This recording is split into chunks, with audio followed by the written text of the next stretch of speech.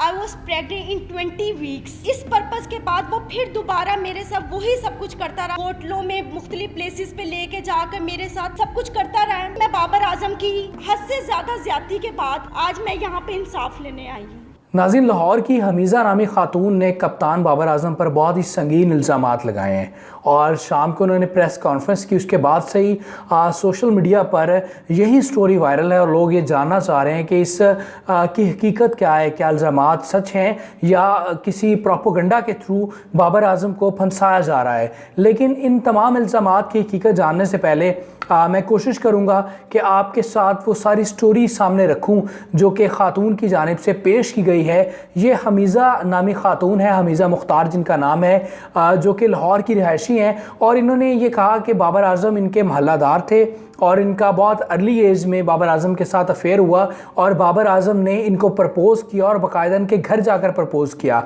और जिसके बाद बाबर आजम इनको घर से भगा कर ले गए और लाहौर के मुख्तलिफ़ इलाकों में इन्होंने गुलबर्ग का जिक्र भी किया और डिफेंस का जिक्र भी किया कि वहाँ पर किराए का घर लेकर इनको रखा और इनसे शादी नहीं की बल्कि इनके साथ मुसलसल जिनसी ताल्लुकात रखे और इनके साथ ज़्यादती करते रहे। और इनका कहना था कि जब जब उनको ये कहा जाता कि मेरे साथ आप शादी करें, निकाह करें, तो बाबर आजम कहते कि अभी हालात बेहतर नहीं है, जैसे ही हालात बेहतर होंगे और फिर हम फ़ौरन शादी कर लेंगे। और ये वक्त गुज़रता चला गया, यहाँ तक उन्होंने बताया कि उनको हमल हुआ और बाबर आजम ने वो अबॉर्शन करवाया। और उसका जो विटनेस उन्होंने कहा कि जो 2 लोग विटनेस हैं, वो जो सारा सीन हुआ उसमें उस्मान कादर जो कि लेजेंडरी स्पिनर अब्दुल कादर के बेटे, और कहा जाता है कि वो बाबर आजम के बहुत करीबी दोस्त भी हैं। बाबर आजम उन्होंने बहुत अरसा इकट्ठे क्रिकेट खेली और शुरू भी इकट्ठे की थी। तो उन्होंने कहा कि बाबर आजम के दोस्त उस्मान कादिर और जो इनके छोटे भाई हैं सफ़ीर आजम, वो दोनों इस चीज़ के गवाह हैं कि ये अबॉर्शन हुआ था और ये सारी कहानी का वो आई विटनेस हैं। उसके बाद उन्होंने बताया कि बहुत अरसा तक बाबर आजम उनके साथ ज़्यादती करते रहे और उनको मारते पीटते भी रहे और उन्होंने बड़ा सब्र किया, बड़ी कोशिश की कि किसी तरीके से बाबर आजम उनसे शादी कर लें। और उनका ये कहना था कि बाबर आजम मेरी मोहब्बत थे और ये पहले 2 तरफ़ा मोहब्बत वक्त गुजरने के साथ साथ एक तरफा होती चली गई। इवन कि उन्होंने ये भी कहा कि बाबर आजम आज जिस मुकाम पर हैं ये मेरी वजह से हैं, क्योंकि बाबर आजम को मुकम्मल तौर पर फाइनेंशियली सपोर्ट मैंने किया। उनके मोबाइल फ़ोन से लेकर उनके जो दूसरे शहरों के टूर होते थे वो सारे इस खातून ने कहा कि वो मैंने उनको स्पॉन्सर किया और करोड़ों रुपए बाबर आजम पर लगाए। लेकिन जैसे जैसे बाबर आजम टीम में शामिल हुए और बाबर आजम क्लिक करते गए तो बाबर आजम ने नेगलेक्ट करना शुरू कर दिया। उन्होंने ये भी कहा कि 2017 में उन्होंने दरख्वास्त भी दी थाने में और बाबर आजम के ख़िलाफ़ केस भी दर्ज करवाया, लेकिन बाबर आजम ने उनसे सुलह की और सुलह करने के बाद वो केस ख़त्म हो गया और बाबर आजम ने यकीन दहानी करवाई कि अब वो उनके साथ ठीक रहेंगे। लेकिन फिर भी वो सिलसिला बाकी रहा, ज़्यादती होती रही, मारपीट जारी रही और शादी वाली बात वहीं पर गुल हो गई। और अब उन्होंने कहा कि मैं थक हार कर मजबूर होकर मीडिया के सामने आई हूँ और मैंने अपना केस पाकिस्तान के अवाम के सामने रखा है कि बाबर आजम ने इस तरह मेरे साथ ज़्यादती की। और अब उनका ये मुतालबा है कि बाबर आजम उनसे शादी करें और ख़ास तौर पर उन्होंने कहा कि मैं कोई पैसों का मुतालबा नहीं कर रही बल्कि मैं बाबर आजम से शादी करना चाहती हूँ और अगर मेरी शादी ना हुई बाबर आजम से तो मैं PCB के सामने खुदकुशी करूँगी। उन्होंने कहा कि बाबर आजम मुझे डरा रहे हैं, धमका रहे हैं और उन्होंने कहा है कि तुम मेरा कुछ नहीं बिगाड़ सकती। और उन्होंने ये भी कहा कि मैंने PCB को भी राब्ता किया, लेकिन उन्होंने कहा कि ये बाबर आजम का, हमारे प्लेयर का ये ज़ाती मामला है, इसमें PCB का कोई कंसर्न नहीं है। तो ये कहानी है जो कि सामने आई है बाबर आजम की के हवाले से, क्योंकि बाबर आजम इस वक्त पाकिस्तान क्रिकेट टीम के कप्तान भी हैं और तीनों फॉर्मेट में वो पाकिस्तान टीम को लीड भी कर रहे हैं। और पाकिस्तान ही नहीं बल्कि वो दुनिया के इस वक्त बहुत अहम तरीन प्लेयर हैं और पूरी दुनिया की नज़रें उन पर लगी हैं। और जैसे ये स्टोरी ब्रेक हुई है उसके बाद इंडियन मीडिया में ये खबर बहुत उछाली जा रही है और हर तरफ इसी खबर का चर्चा है। तो हमने इस पर थोड़ी सी इन्वेस्टिगेशन की है। तो एक तो बात आपके सामने मैं ये रखना चाहूँगा कि काफ़ी अर्सा से मैं क्रिकेट को कवर भी कर रहा हूँ, तो बाबर आजम के हवाले से इससे पहले कभी कोई ऐसी खबर सामने नहीं आई जिसमें बाबर आजम के किरदार के हवाले से कोई बात की जाए, बल्कि इनके जो कज़न्स हैं अदनान अकमल और उमर अकमल, उनके हवाले से बहुत सारी बातें आती रही, लेकिन ये कहा जाता था कि इनके बारे में ये उनसे बिल्कुल मुख्तलिफ हैं और इनका मुकम्मल कंसंट्रेशन अपनी गेम पर है और अपनी परफॉर्मेंस पर है।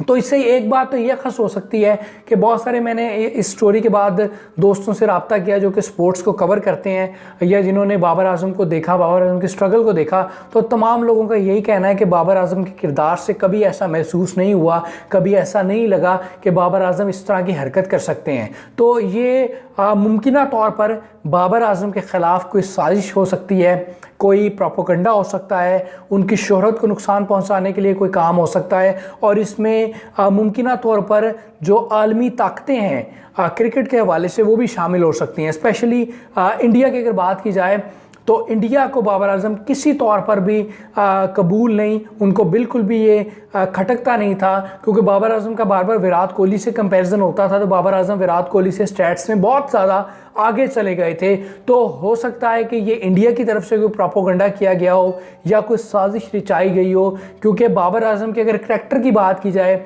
उनके दोस्तों से, उनकी फैमिली से, जो लोग स्पोर्ट्स को कवर करते हैं, उन तमाम अहबाब का यही कहना है कि बाबर आजम के करैक्टर में ऐसी कभी कोई चीज़ नहीं देखी, कभी कोई ऐसा कह लें कि कोई बात ये सामने नहीं आई कि जिससे ये हो कि वाकई बाबर आजम इस तरह की एक्टिविटी में इन्वॉल्व हो। तो ये यकीनी तौर पर यही लग रहा है कि बाबर आजम के ख़िलाफ़ कोई साजिश की जा रही है या बाबर आजम को बदनाम करने के लिए एक मुकम्मल प्रोपोगंडा किया जा रहा है।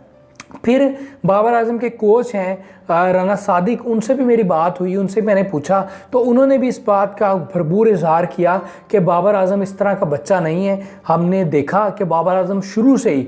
जब से वो क्रिकेट खेलना शुरू की, उसने मुकम्मल कंसंट्रेशन से क्रिकेट खेली, उसने कभी किसी एक्टिविटी में इन्वॉल्व नहीं हुआ, इवन कि वो शरारती भी नहीं था। तो ये इससे ये जाहिर होता है कि ये पाकिस्तान के ख़िलाफ़ एक बहुत बड़ी साजिश है, ये पाकिस्तान क्रिकेट के ख़िलाफ़ बहुत बड़ी साजिश है, क्योंकि बाबर आजम जिस तरह परवान चढ़ रहे हैं अल्हम्दुलिल्लाह, जिस तरह की उनकी परफॉर्मेंस है, उससे वो बहुत बहुत बड़े बड़े रिकॉर्ड उन्होंने ब्रेक किए हैं, और पाकिस्तान के नहीं बल्कि दुनिया के रिकॉर्ड ब्रेक किए हैं। और पाकिस्तानी प्लेयर्स को तो उन्होंने पीछे छोड़ा ही छोड़ा है, बल्कि वो दुनिया के प्लेयर्स को पीछे छोड़ चुके हैं, तो जिससे पूरी दुनिया ही खाइफ है, पाकिस्तानी प्लेयर्स उनसे खाइफ है। तो ये कहा ये जा रहा है कि जो क्रिकेट के पंडित हैं कि ये बाबर आजम के ख़िलाफ़ को बड़ी हैवी किस्म की साजिश है, जिससे बाबर आजम का करियर मुतासर करने की कोशिश की गई है। बाबर आजम की जो अटेंशन है क्रिकेट से वो डाइवर्ट करने की कोशिश की गई है। और आखिर में वो उस खातून ने जो इल्ज़ामात लगाए हैं उस पर थोड़ी सी बात करूँगा